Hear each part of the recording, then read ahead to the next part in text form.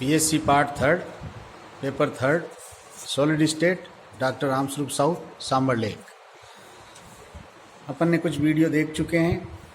अब आप आगे ये आपके सिलेबस में है और इसकी प्रस्तावना में भी अच्छी बातें लिखी है।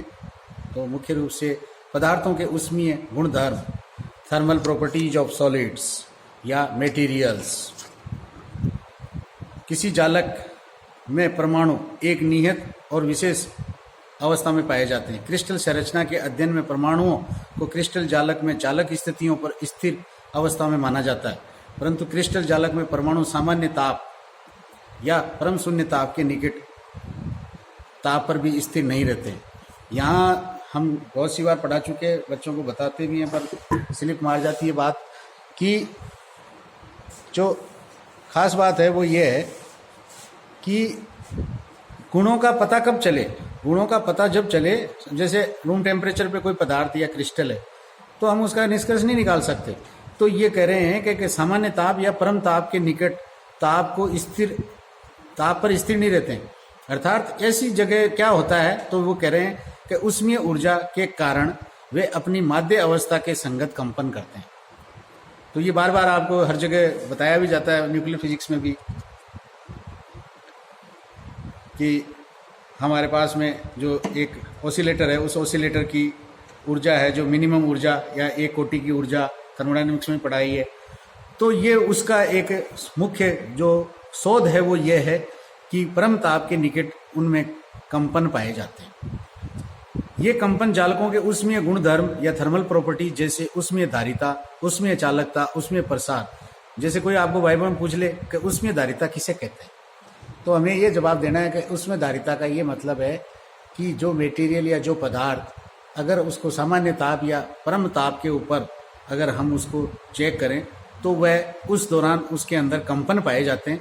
इन कंपनों की वजह से उसके गुणधर्मों का, थर्मोडायनेमिकल गुणधर्मों का अध्ययन किया जाता है, जिसमें से एक ऊष्मीय धारिता कहलाती है। अब ऊष्मीय धारिता की आप परिभाषा सुना दीजिए, जो भी आपके पास में MS डेल्टा T वाली है वो। ऊष्मीय चालकता, ऊष्मीय प्रसार, इनकी बातें भी ऐसे ही करनी है, आदि के लिए उत्तरदायी होते हैं। इस अध्याय में हम पदार्थों के ऊष्मीय गुणों का अध्ययन करेंगे। यहां इन्होंने वर्ड यूज किया इलास्टिक वेव्स।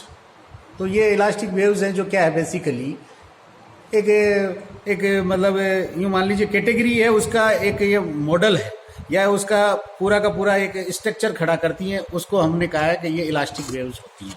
अब उनमें भिन्नताएं हैं जो अभी आगे बताई जाएगी। उन भिन्नताओं में मुख्य रूप से एक अनुदैर्ध्य तरंग और एक अनुप्रस्थ तरंग है।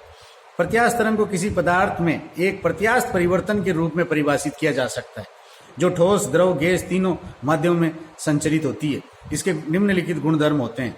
प्रत्यास्थ तरंगें, तो मैंने कहा ना, एक पूरी बाल्टी है, यूं मान लीजिए, उस बाल्टी के गुणधर्मों को हम समझा रहे हैं और वो किस किस कैटेगरी के अलग अलग भिन्न भिन्न कोई दो प्रकार के मग्गों में काम करेगी, मान लो एक अनुदैर्ध्य और एक अनुप्रस्थ के रूप में। तो हम क्या कर रहे हैं कि पहला है जो प्रत्यास्थ तरंगों के संचरण के लिए माध्यम की आवश्यकता होती है।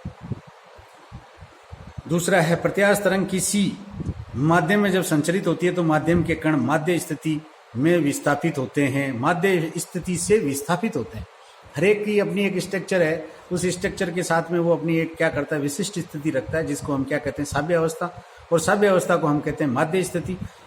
विस्थापित कणों को पूर्व अवस्था में लाने के लिए एक बल कार्य करता है जो विस्थापन के समानुपाती होता है। माध्यम की प्रकृति प्रत्यास्थ होने के कारण माध्यम के कण निश्चित क्षेत्र में कंपन करते हैं। यानी कि हमारे पास में जो भी कोई पदार्थ है, उस पदार्थ में अगर प्रत्यास्थ अगर गुण हैं, वैसे सभी में पाए जाते हैं हीरा को छोड़ के, तो हमारे उनमें खास बात ये होगी कि उनके कण एक निश्चित क्षेत्र में कंपन करते हैं और प्रत्यास्थ तरंग संचरित होती है। प्रत्यास्थ तरंग समतल प्लेन वेव हो सकती हैं, स्फेरिकल हो सकती हैं और सिलेंड्रिकल हो सकती हैं। कई बच्चों को यह है कि ये प्रत्यास्थ तरंगाएं हैं जो कहना है प्लेन वेव से हमारा क्या मतलब है, गोलीय से क्या मतलब है, बेलनाकार से क्या मतलब है। तो ये आपके पास में मैथमेटिकल जो फॉर्म हम यूज करेंगे उसके अनुसार इनको डिफाइन करना है। जो चीज अगर मैं समतल से समझा सकता हूँ मैथमेटिकल फॉर्म लेकर के किसी फिनोमिना को, तो वो समतल तरंग कहलाएगी उसके लिए। किसी के लिए अगर मान लीजिए समतल वाले से नहीं समझा सकते, फिनोमिना तो हो रहा है, उसके लिए वो गोलीय तरंग कहलाएगी। किसी में ये दोनों ही नहीं हो तो बेलनाकार कहलाएगी। किसी पदार्थ में संचरित होती हुई प्रत्यास्थ तरंग पदार्थ की संरचना व भौतिक आकृति में कोई परिवर्तन नहीं करती है। ये कहते हैं कि ये आप और हम कहने का मतलब कैसे कह सकते हैं, ये इसलिए कह सकते हैं कि उसकी एक नेचर है पदार्थ की प्रत्यास्थ गुण होने के कारण, इस वजह से उसमें से अगर कोई संचरित हो रही है तरंग, तो प्रत्यास्थ तरंग, तो उसकी संरचना में या भौतिक गुणों में कोई परिवर्तन नहीं आएगा।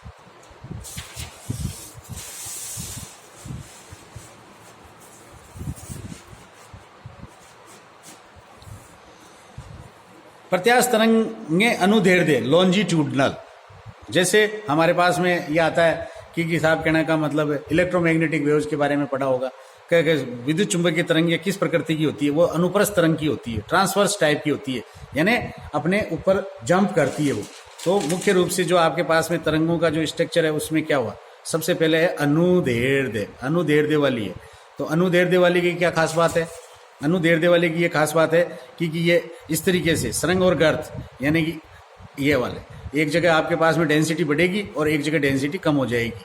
और जो अनुप्रस्थ है, अनुप्रस्थ वो वाली क्या है, वो इस तरीके से है, यानी कि वो लंबवत, यानी कि वो अनु, यानी कि ऊपर की ओर आपके पास में तरंग है, जो कहने का मतलब गति करती, परपेंडिकुलर, दोनों प्रकार की होती हैं। प्रत्यास्थ तरंगों का विशिष्ट गुण यह है कि प्रत्यास्थ तरंग के कला व समूह वेग, फेज वेलोसिटी और ग्रुप वेलोसिटी तरंग आयाम और तरंग ज्यामिति पर निर्भर नहीं करते हैं।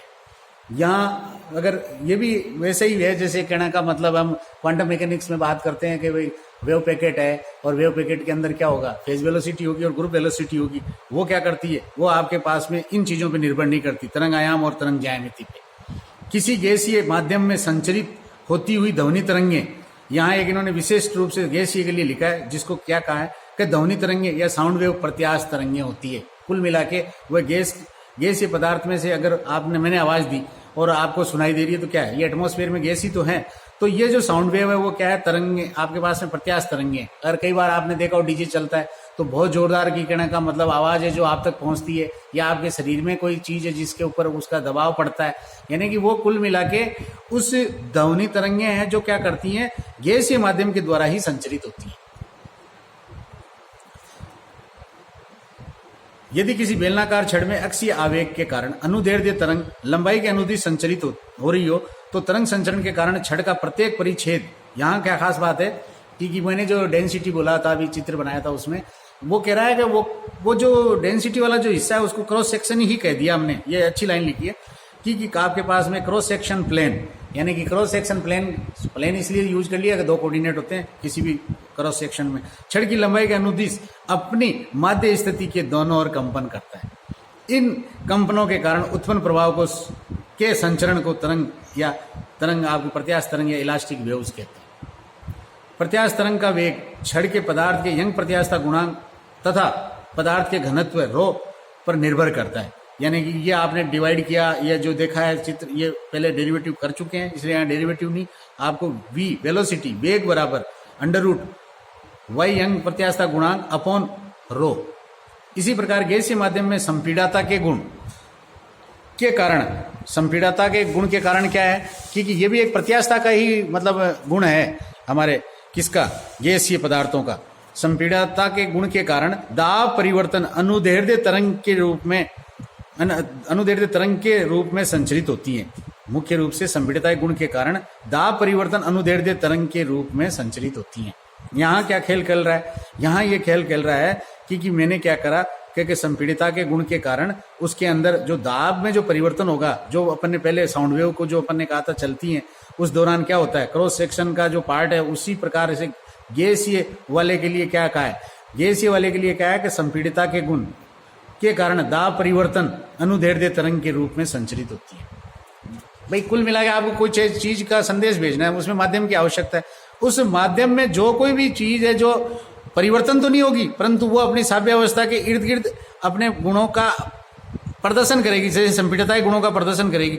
इसका ये प्रभाव होगा कि उसमें से अनुदैर्ध्य तरंग है जो गुजर जाएगी। प्रत्यास्थ तरंग का वेग गैस के आयतन प्रत्यास्थता गुणांक कापा या के तथा उसका पदार्थ का घनत्व या गैस का घनत्व रो पर निर्भर करता है।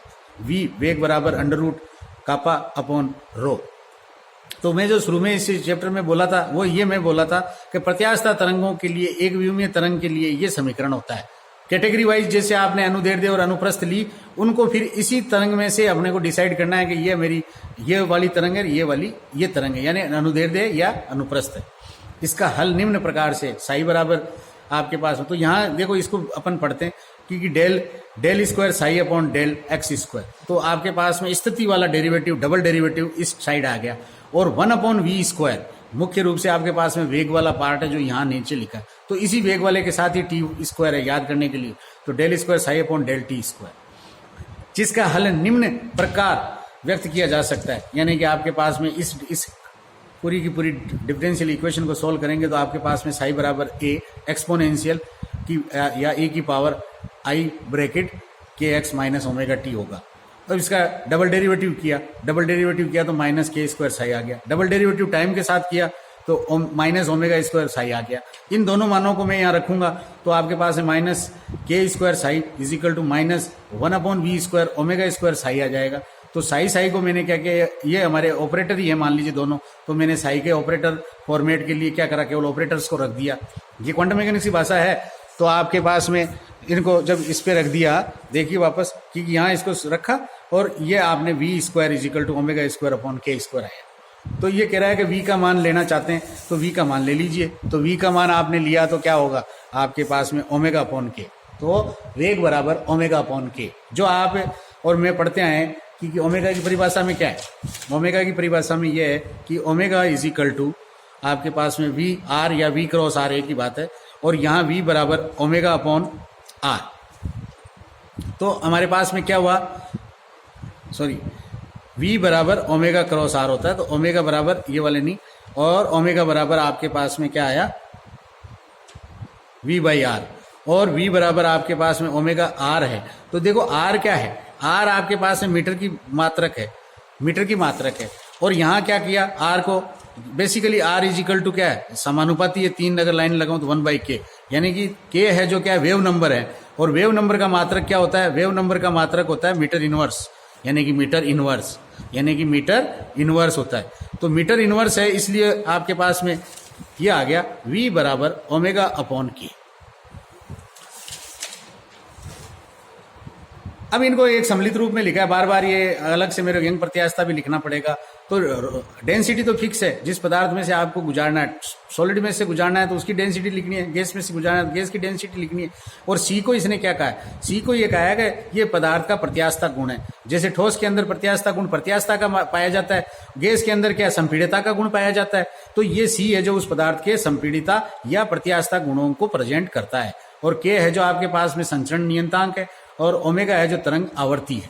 तो ये कह रहे हैं कि इसको आपने इस प्रकार से लिखना है हमारे को कि omega v is equal to omega by K, तो under root C upon rho, और ओमेगा बराबर के under root C by rho. यहाँ इन्होंने क्या किया, v का मान रख दिया और ओमेगा को इधर रख लिया। तो अब आपके पास में इक्वल टू क्या आया, कप्पा के का तो क्या आएगा, वेव नंबर का वेव नंबर आ गया, और v है जो आपके पास में v आ गया। तो ये आपके पास में जो रिलेशन आया, इस रिलेशन को हमने क्या कहा है कि कोणीय आवर्ती और तरंग नियतांक के मध्य जो संबंध है, इस संबंध को प्रक्षेपण या डिस्पर्सन रिलेशन कहते हैं, या ये कहलाता है। ये भी एग्जाम में कोई सरलता से पेपर सेट करने वाला पूछ सकता है। तो डिस्पर्सन रिलेशन क्या हुआ, ओमेगा बराबर के वी, यानी कि आपके जो आपके पास में जो फॉर्मूला हुआ करता था कि सिंपल वाला जो ओमेगा का जो आप करते थे कि v बराबर ओमेगा r, तो अब आपके पास में ओमेगा इज इक्वल टू क्या हुआ, v/r हो गया। तो आपके पास में ओमेगा इज इक्वल टू क्या हुआ, v/k। तो ये बहुत मतलब जोरदार सी चीज बन गई, और ये डिस्पर्सन रिलेशन है जो हमारे वेव नंबर डिफाइन करने की वजह से हमारे को ये सुविधा मिल गई। ये कह रहे हैं कि इसका अगर ग्राफ देखा जाए तो ग्राफ में क्या करना है, ग्राफ में ये कह रहे हैं कि आपके पास में ये ग्राफ है k और ओमेगा। तो ये देखिए लाइन अनुसार सरलरेखा व्यक्त करता है जिसका ढाल प्रत्यास्थ तरंग के वेग को व्यक्त करता है। ठोस, द्रव, गैस माध्यमों में प्रत्यास्थ तरंगों के इसी रूप में संबंध का पालन करती हैं। ओमेगा और के मध्य रैखिक संबंध से विचलन प्राप्त होता है, जो कि चालक की विविधता यानी कि डिस्क्रीटनेस के प्रभाव को प्रदर्शित करता है। जो भी कोई चालक है उसके अंदर कोई भी हल्की सी भी उसकी कोई भी अगर विविधता या डिस्क्रीटनेस या विविधता है उसका प्रदर्शन करेगा। तो कला वेग को देखो वापस लिखा VP is equal to V यानी ओमेगा बाई के। समूह वेग है VG is equal to D omega upon D K यानी कि रो है वी। और ये आपके पास में c by rho modulus c by under root के अंदर रो। और ये प्रत्यास्थता के लिए आपके पास में प्रक्षेपण वक्र है। तो ये काफ़ी कुछ इससे बहुत फिजिक्स आगे की गई है। ये मतलब कई जगह चलती है एमएससी में और एनर्जी फिजिक्स में भी लोग इसको, और ये ज़बरदस्त इसके ऊपर काम किया हुआ है। अतः कला वेग व समूह वेग, अतः कला वेग और समूह वेग आवर्ती पर निर्भर नहीं करते हैं। इस अवस्था में माध्यम अप्रक्षेपणी होता है। क्या मतलब है? Non dispersive. नॉन डिस्पर्सिव का मतलब सीधा सा ये मतलब है जी कि आप ये जो लाइन देख रहे हो इस लाइन में कोई बदलाव नहीं आएगा, ये इधर भी नहीं जाएगी, ये इधर भी नहीं जाएगी। यदि किसी माध्यम में संचरित तरंग के लिए कला वेग और समूह वेग में आवर्ती पर निर्भर करता है तो माध्यम प्रक्षेपी या डिस्पर्सिव माध्यम होगा। यानी कि उसमें डिस्पर्सिव माध्यम का मतलब है कि इसका वेग इधर आएगा या इधर आएगा। और मुख्य रूप से आप यूँ समझ लीजिए कि जब मैं अगर मान लीजिए मेरा कला वेग और समूह वेग समान है, उसके अतिरिक्त मेरा कोई भी वेग होगा तो वो वेग क्या होगा? काल्पनिक वेग होगा। या तो वो वेग है जो कहने का मतलब, अगर मैं उस रूप में बात करूं जो आपने पहले चैप्टर में पढ़ी है थर्ड सेकंड ईयर में, कि या तो वो कहने का मतलब इस वेग से अधिक वेग होगा या इस वेग से कम वेग होगा। तो दोनों में ही डिस्पर्सिव माध्यम में ये संभावना है कि इधर भी वेग ज्यादा होगा और इधर भी वेग ज्यादा होगा। धन्यवाद।